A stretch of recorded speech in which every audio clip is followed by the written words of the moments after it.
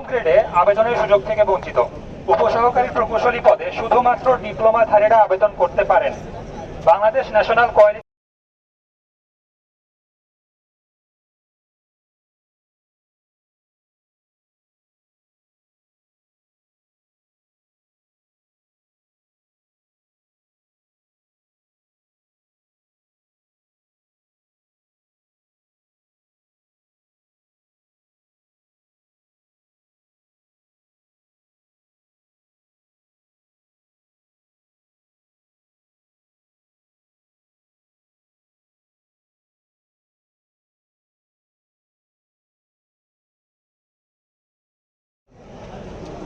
আমাদের নাগরিক ও সাংবিধানিক অধিকারের পরিপ্রেক্ষিতে আমাদের 3 দফা দাবি রয়েছে। আমাদের প্রথম দফা দাবি হচ্ছে নবম গ্রেডে প্রমোশনের ক্ষেত্রে প্রার্থীকে অবশ্যই পিএইচডি ডিগ্রিধারী হতে হবে এবং পরীক্ষার মাধ্যমে প্রমোশন পেতে হবে। এই জায়গায় কোনো প্রকার কোটা বা সুবিধা দেওয়া যাবে না। আমাদের দ্বিতীয় দাবি হচ্ছে 10ম গ্রেডে সাব অ্যাসিস্ট্যান্ট ইঞ্জিনিয়ার পদে নিয়োগের ক্ষেত্রে এটা সকলের জন্য উন্মুক্ত করতে হবে। পৃথিবীর কোনো দেশে উচ্চতর যোগ্যতার কেউ নিম্নতর যোগ্যতার কোনো এক্সামে পরীক্ষা দিতে পারে না এমন নাই। চায়না, ইন্ডিয়া, পাকিস্তান এর উদাহরণ। আমাদের তৃতীয় দাবি হচ্ছে পিএইচডি ডিগ্রি ব্যতীত কেউ ইঞ্জিনিয়ার পদবি ব্যবহার করতে পারবে না।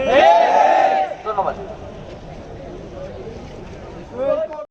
ভবিষ্যতে আমাদের হচ্ছে একদম বড় করে আমাদের, যেহেতু এটা আসলে একদিনের আন্দোলনের ব্যাপার না, কারণ 3 দফা যে দাবি আছে এখন এগুলা হচ্ছে একটা কোর্টের বিষয়। সামনে হচ্ছে আমাদের আরো অনেক আন্দোলন ডাকা হবে, আমাদের সেন্ট্রালি ঢাকায় হচ্ছে বড় করে সামনে আন্দোলন ডাকা হবে, তো আপনারা তখন খবর পেয়ে যাবেন।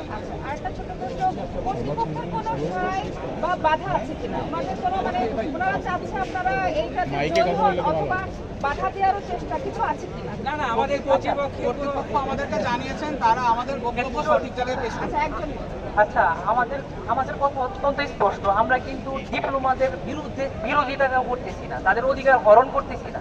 আমরা জাস্ট আমাদের অধিকারটা জানছি, এক ন্যায্য অধিকার, সাংবিধানিক অধিকার। একটা কি বলে যে আমরা ইঞ্জিনিয়ার হিসেবে আমাদের যোগ্যতাটা আছে, সেই যোগ্যতার যথাযথ বাস্তবায়ন করতে যাচ্ছি না। এই অধিকারটা আমাদের হরণ করা হয়েছে 2013 সাল থেকে। এখন পর্যন্ত আমরা এই বৈষম্যের শিকার, যার কারণে আমাদের 3 দফা সুস্পষ্ট দাবি দেওয়া হয়েছে। প্রথম দফাটাই ছিল এরকম যে নবম গ্রেডে পরীক্ষা ব্যতীত কেউ প্রমোশন পাবে না, পিএইচডি ডিগ্রিধারী ব্যতীত কেউ প্রমোশন পাবে না। এটা অত্যন্ত যথাযথ দাবি। সেকেন্ড দাবিটা ছিল 10ম গ্রেড সকলের জন্য উন্মুক্ত হবে। আপনি যদি পিএইচডি পাস করেন, আপনি কি এইচএসসি পরীক্ষা যে কোনো চাকরি রিকোয়ারমেন্ট যেখানে এইচএসসি পরীক্ষা দিয়ে আপনি ঢুকতে পারবেন, সেখানে চাকরির পরীক্ষা দিতে পারবেন না? অবশ্যই পারবেন। আপনি এসআই হওয়ার জন্য পরীক্ষা দিতে পারবেন। ভাই সামনে থেকে সরেন না। আপনি এসপি সাইডে যাবেন। কোয়ালিফিকেশন থাকে, আপনি কি এসআই পরীক্ষা দিতে পারবেন না? পারবেন, অবশ্যই পারবেন। আমাদের দাবি এইগুলোই, স্পষ্ট দাবি। প্রকৌশল খাতে চলমান বৈষম্যের বিরুদ্ধে আজকে আমাদের বুয়েটের সাধারণ শিক্ষার্থীরা রেজিস্ট্রার বিল্ডিং এর সামনে আন্দোলনে নেমেছি। প্রকৌশল খাতে চলমান বৈষম্য এবং আমাদের আন্দোলনের দাবি সমূহ নিয়ে আপনাদের সামনে আজকে আমরা এসে দাঁড়িয়েছি। প্রকৌশল খাতে বর্তমানে চলছে চরম বৈষম্য, যার মধ্যে রয়েছে নিয়ম বহির্ভূতভাবে অতিরিক্ত পদোন্নতির কারণে বিএসসি প্রকৌশলীদের এন্ট্রি লেভেলের পদ সংখ্যা সংকুচিত করা।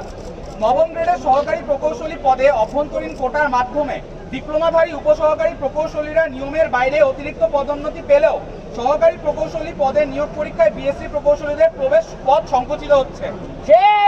এমনকি নিয়োগ বিজ্ঞপ্তি দেওয়ার পরেও সেই বিজ্ঞপ্তি বাতিল করে ডিপ্লোমাধারী উপসহকারী প্রকৌশলীকে পদোন্নতি দেওয়া হয়েছে।